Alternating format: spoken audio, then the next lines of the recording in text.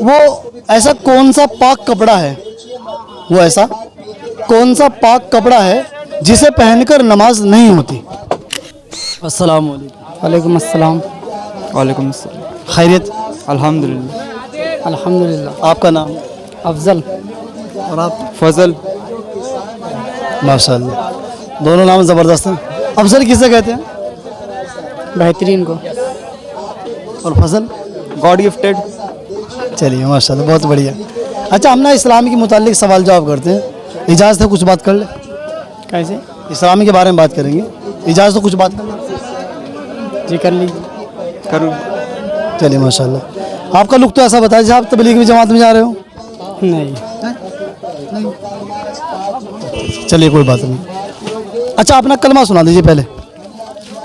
ला इलाहा इल्लल्लाह मुहम्मदुर रसूलुल्लाह सल्लल्लाहु अलैहि वसल्लम। माशाल्लाह। अच्छा, इस कलमे का मायना क्या है?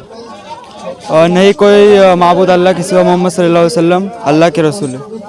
माशाल्लाह। अच्छा, कुरान पाक पढ़े हैं आप? जी नहीं, लेकिन थोड़ा बहुत आता है। पता है? हाँ। क्योंकि हम उसी हिसाब से सवाल करते हैं जिस कैटेगरी का बंदा रहता है ना, वो ऐसे सवाल करना चाहिए। अब आपसे बड़े सवाल किए जाए तो पता नहीं लगेगा। रोज़मर्रा के वो सवाल होने चाहिए बंदे से जो रोज़ाना काम आते हैं, और बंदा जिस कैटेगरी का हो, है ना। जैसे कलमा पढ़ना ज़रूरी नहीं, बहुत ज़रूरी है। अच्छा, बिना कलमा पढ़े को मुसलमान हो सकता है? बिल्कुल नहीं। अच्छा, अगर आखिरी वक्त में बंदे को कलमा ना मिला तो? क्या है, फिर तो बहुत कठिन मामला हो जाएगा।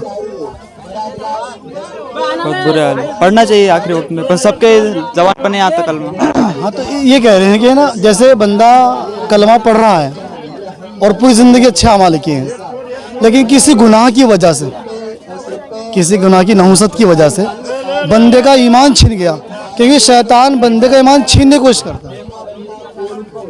शैतान का काम ही है कि ईमान से हटाकर लेकर चलना बंदे को। तो अगर कोई बंदा दुनिया के अंदर रहते हुए ईमान आमाद अच्छे करता रहा, लेकिन किसी वजह से बंदा ईमान से हाथ धो बैठा, ईमान उसका छीन गया, तो फिर तो उसका अल्लाह ही मालिक है। अल्लाह चाहे तो उसे माफ़ कर दे, अल्लाह चाहे तो उसे जन्नत में, ये दोज़ख में डाल दे। अल्लाह अल्लाह की मर्जी, अल्लाह जो करे उसके साथ। तो हमारी कोई मर्जी नहीं है। हमारी है ना, उसको समझाना काम है हमारा। लेकिन जब वो मर गए तो फिर क्या समझाना उसको? फिर तो उसके हक में दुआ ही कर सकते बस अपन। दुआ के अलावा कुछ नहीं कर सकते। जो मर गया बंदा और बिना ईमान के चला गया, उसके हक में अपन क्या कर सकते? उसके हक में दुआ ही कर सकते हैं दुआ कर सकते हैं बस। अच्छा, उसकी खुद दुआ काम आ जाएगी? हाँ, वो अल्लाह मालिक है। अगर दुआ में तड़प होगी तो हो जाएगी इंशाल्लाह कबूल। चलिए मैं बता देता हूँ आपको, कोई बात नहीं। थोड़ा सवाल थोड़ा कठिन था, हार्ड थोड़ा सवाल था।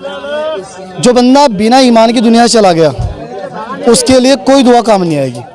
नहीं आएगी। समझे ना बात? इसलिए इंसान को जीत जी ऐसे अमल करने चाहिए ताकि शैतान उसका ईमान न छीन पाए। बेशक।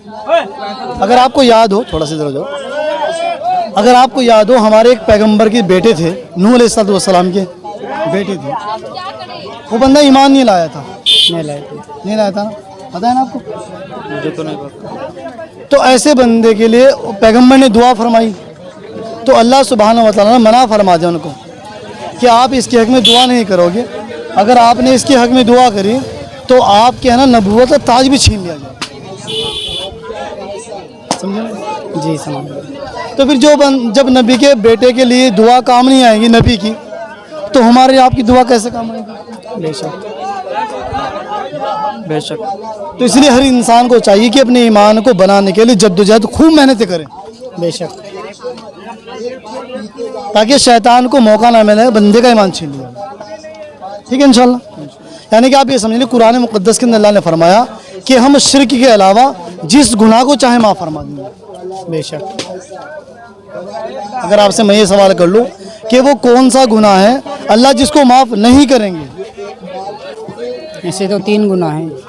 3 गुनाह है। किसी के साथ अल्लाह को शरीक करना, या किसी का, ये तो शिर्क हो गया। हाँ, उसके बाद में किसी का दिल दुखाना, अपने माँ बाप का दिल दुखाना, और शराब पीने वाला। नहीं, अगर आखिरी वक्त में बंदे का ईमान जो अल्लाह माफ़ नहीं करेगा, शिर्क, उसने सारे गुनाह किए लेकिन उनके गुनाहों की सज़ा पाके बंदा जन्नत में जा सकता है। लेकिन जिस बंदे ने शिर्क किया हो उसे अल्लाह माफ़ नहीं करेगा। इसके बारे में नहीं पता, इसलिए कुरान ने फरमाया इन्ना शिरका लज़ुल्मुन अज़ीम। इसके बारे में कुछ भी नहीं पता। नहीं पता। अच्छा चलिए, हमारे जो नबी के बारे में कुछ बात कर लें आपसे। जी करिए। हमारे नबी कितने बेटे थे? ये तो नहीं पता। कोई बात नहीं, 3 बेटे थे उनके यहाँ। और आपकी बेटे कितने थे? बेटियाँ भी नहीं। 4। माशाल्लाह, आपने सही फरमाया।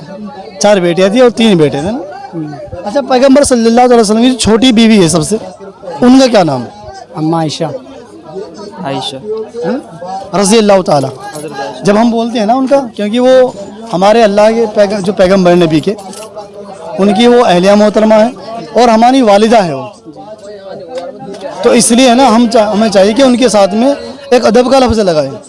और अदब का बड़ा जो लफ्ज़ है वो ये है कि हम उनके लिए रज़ी अल्लाह अन्हु, रज़ी अल्लाह अन्हा। याद रहेगी इंशाअल्लाह बात। अच्छा, थोड़ी सी और बात करें। जी खुशी हो रही है ना? जी जी।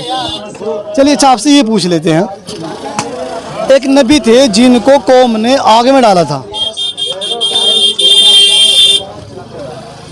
क्या नाम है उनका? आप थोड़ा सा इधर राउंड लो, आप थोड़ा सा इधर ऐसे थोड़ा चेहरा दिखाते रहो। क्या नाम है यार उनका? आग में डाला था। नबी का नाम तो नहीं, पर फरिश्ते आते थे आग बुझाने के लिए, वो मना कर देते थे। उनका नाम नहीं पता, नाम भूल गया। नाम याद था उनका, लेकिन अभी जहन में नहीं आ रहा। कुछ बता दूं मैं उनके बारे में? वो जो 3 फरिश्ते आए थे उनके पास, जी बताइए, आप बता दीजिए। उनके पास पहले तो जिब्राइल अलैहिस्सलाम आए थे। उन्होंने वो नबी से हुक्म करे थे, क्या नाम है यार उनका, नाम नहीं जहन में आ रहा, कि तू कहे तो मैं इस आग को बुझा दूँ, क्या तुम्हें अल्लाह ने भेजा है? तो बोले नहीं। जी जी जी। तो बोले अल्लाह का हुक्म अगर होगा तो बुझा दे, नहीं तो मुझे तेरी कोई ज़रूरत नहीं।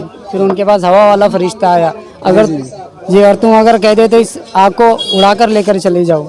तो बोले तुम्हें अल्लाह ने भेजा है? जी नहीं भेजा, अल्लाह तो नहीं भेजा।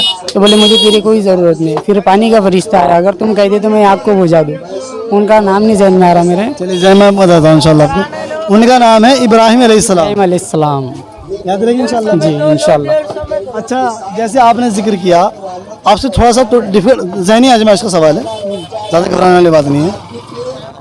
वो ऐसा कौन सा पाक कपड़ा है, वो ऐसा कौन सा पाक कपड़ा है जिसे पहनकर नमाज नहीं होती? एहराम। हराम भी इसमें शुमार है, एहराम है ना। लेकिन उसे स्पेशल कहा गया इस बात के लिए। कफन। नहीं, कफन नहीं। कफन ऐसा कौन सा पाक कपड़ा है जिसे पहनकर बंदे की नमाज नहीं होती?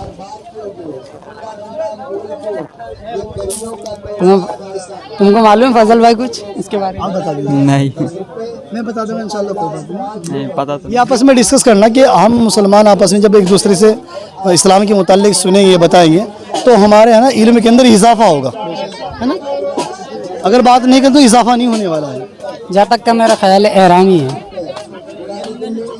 ये नहीं, आपको बता दूं मैं, ये जो उनसा कपड़ा है जिसे पहनकर बंदे की नमाज नहीं होती, जबकि पकड़ा वो जो कपड़ा है वो पाक है, वो चोरी का कपड़ा है।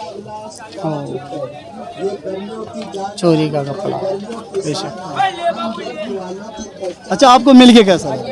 अल्हम्दुलिल्लाह बहुत ठीक लगा, थोड़ा बहुत इल्म में इजाफा हुआ हमारे भी। अच्छा लगा माश। अच्छा, जो हमारे देखने वाले दर्शक हैं, जो हमारे व्यूअर्स हैं, कुछ पैगाम दोगे ना? क्या पैगाम देंगे? कुछ